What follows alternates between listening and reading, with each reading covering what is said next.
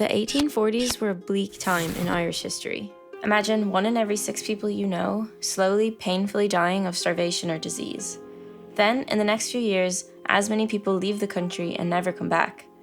And over the next few decades, the number of people in your town is half of what it used to be. During the Irish famine, 1 million people, or about 15% of the population, died. Another 1.5 million people fled the country in its immediate aftermath, leading to a permanent decline in the Irish population. Ireland and the whole world was changed forever due to one persistent, devastating fungus. The late blight, or Phytophthora infestans, is a fungus that attacks the potato plant, leaving the potatoes inedible.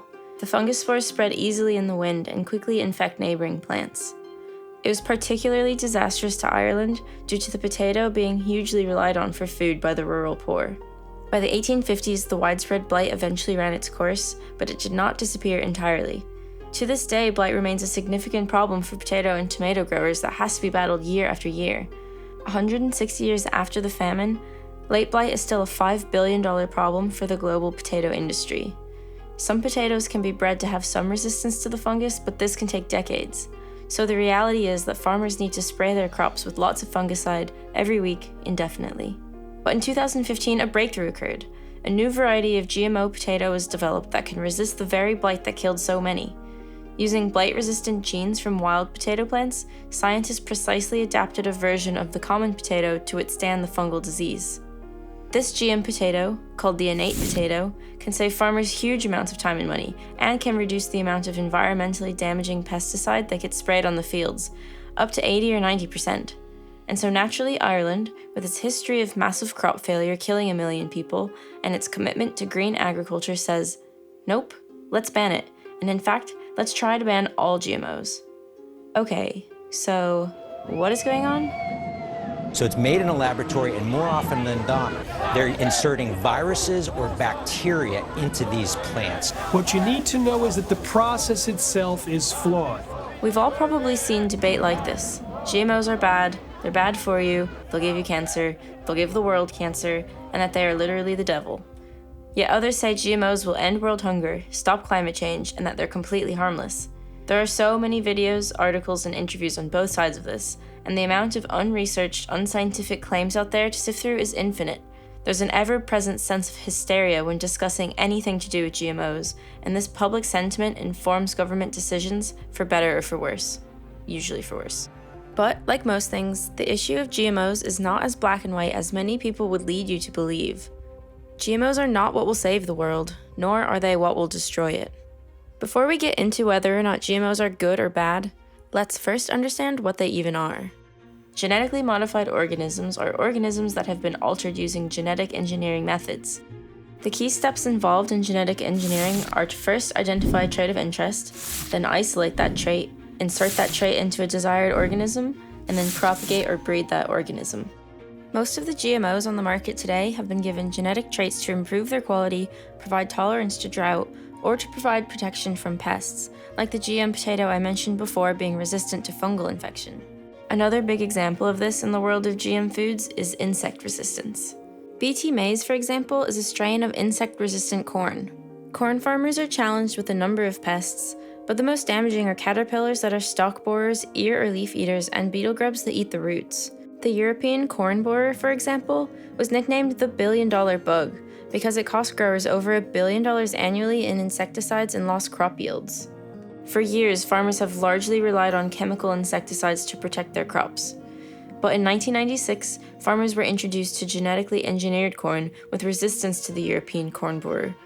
These genetically modified plants produce proteins derived from the soil bacterium Bacillus thuringiensis, hence the name BT maize. The proteins that are produced by the bacteria are crystal proteins, which are toxic to caterpillars like the corn borer, and are introduced into the corn through a process called transgenesis. The first step in this process is identifying an organism with the desired trait, in this case, something that is toxic to caterpillars. Around 100 years ago, silkworm farmers noticed that populations of silkworms were dying, and scientists discovered that a naturally occurring soil bacteria was causing the deaths. Scientists now know that these soil bacteria that are toxic to silkworms are also toxic to the European corn borer. The next step in the transgenesis process is to extract the desired DNA out of the bacteria. This is accomplished by taking a sample of bacteria containing the gene of interest and taking it through a series of steps that separate the DNA from the other parts of the cell and isolate the gene of interest, usually using cloning vectors. The next step is gene insertion, in our case getting the Bt gene into the corn. Since plants have millions of cells, it would be impossible to insert a copy of the transgene into every cell. Therefore, tissue culture is used to propagate masses of undifferentiated plant cells called callus, which are kind of like stem cells in humans. These are the cells where the transgene will be added. The transgene is inserted into some of the cells using various techniques, such as with a gene gun or by electroporation.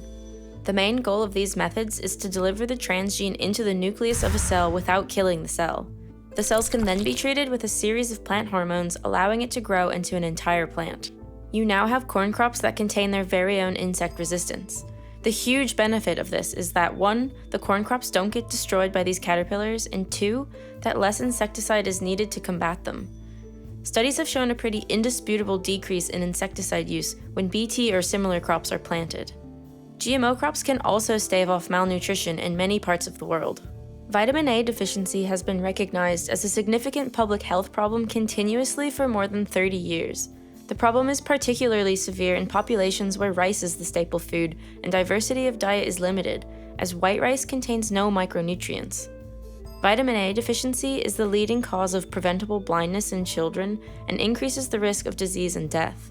Mirroring our Irish famine example from before, these deaths are caused by diseases which thrive in malnourished people. To combat this, scientists engineered what is called golden rice.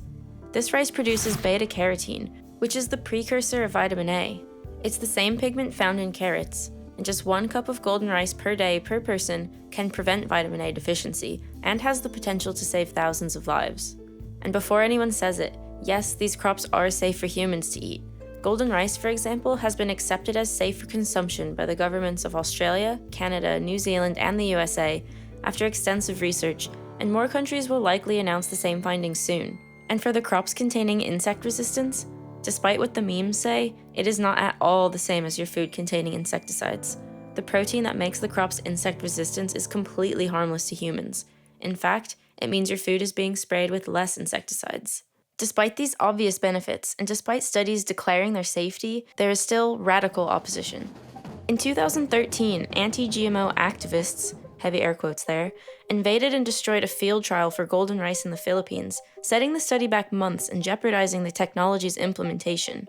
Ireland, as we mentioned before, is trying to approve blanket restrictions on GMOs, citing the need to maintain their international reputation as a green, sustainable food producer. So all this leaves many of us thinking, why are people so opposed to something that seems to be so good for the world? Is there any basis for this? While the misinformation that spreads seems endless, and the number of bogus claims that circulate are frustrating, it would be disingenuous to pretend that the rise of GMOs has only been a good thing, but not because of the reasons most anti-GMO groups on Facebook and Irish politicians are claiming. While things like Bt crops do reduce insecticide use, there is another side to the coin. One of the most common types of GMO crop around the world are ones that are resistant to herbicide, specifically glyphosate.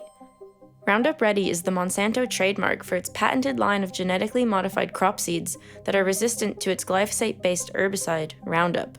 So in an opposite way to the Bt crops we discussed before, Roundup Ready crops mean farmers can use more herbicide on their crops.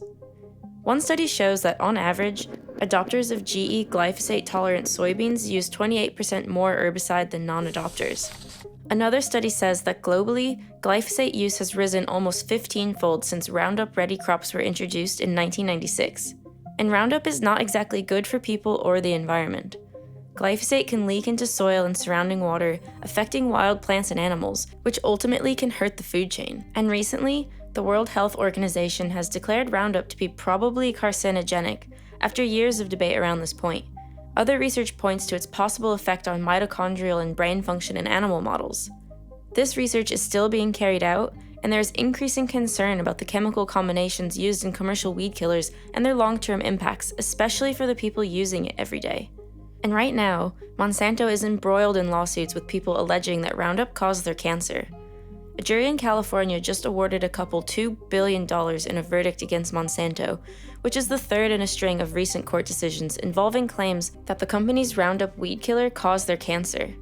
And while a jury is not a scientific panel of experts, and there is much debate around the truth of these cancer claims, the money was awarded on the basis that Monsanto manipulated its own research, colluded with regulators, and intimidated scientists to keep secret the cancer risks of glyphosate. We could make a whole video just about the shady business practices of Monsanto, so it is not implausible to think that Monsanto is capable of something like this. So as we can see, this is a nuanced conversation, and any doubt people may have about this hugely complicated subject could easily be exploited. Pew polls have found that some 49% of US adults surveyed said that foods with GM ingredients were worse for one's health, up from 39% just 2 years ago. Another Pew poll published in 2015 found the biggest gap between the public and the experts on the GMO issue than on any other area of science controversy, including vaccines, climate change, and nuclear power. And to make things worse, evidence has emerged that Russian bots and trolls have been making great efforts to spread anti-GMO memes among Western audiences in order to undermine public trust in science. Yes, we should criticize Monsanto and similar large corporations for shady and damaging business practices, of which there are many. Yes, we should question what role GMOs should play in our world and study the effects rigorously. But to say GMOs are harmful is like saying the internet is harmful. Yes, it can be used in harmful ways, but it also has the potential to do absolutely wonderful things for millions of people. To oppose GMOs unequivocally, as so many do, is simplistic and misguided. Ireland's push to prohibit the cultivation of genetically modified crops, for example, is completely at odds with the country's ambitions for climate action, and it is deceitful to equate GMO cultivation-free status with green and sustainable. Gene-edited crops have the potential to cut climate emissions in agriculture and reduce harmful chemicals in the environment, as long as they are regulated properly. A recent report highlighted how Ireland is ranked second worst in the EU for tackling climate change and will not meet its EU 2020 commitments. Yet the push to blanket ban GMOs continues, as Ireland turns away from a major tool in the toolbox to help tackle this problem. And if such politicians had any sense of irony, they might take a look at the people across the world dying from vitamin A deficiency, or the crops failing year after year because of drought in East Africa, and see the parallels between what is happening there and their own country's history. But instead, their moral posturing will add to the increasing tide of voices drowning out sensible conversation about this technology. Like plant geneticist Pamela Ronald has said, what scares me most about the loud arguments and misinformation about plant genetics is that the poorest people who most need the technology may be denied access because of the vague fears and prejudices of those who have enough to eat.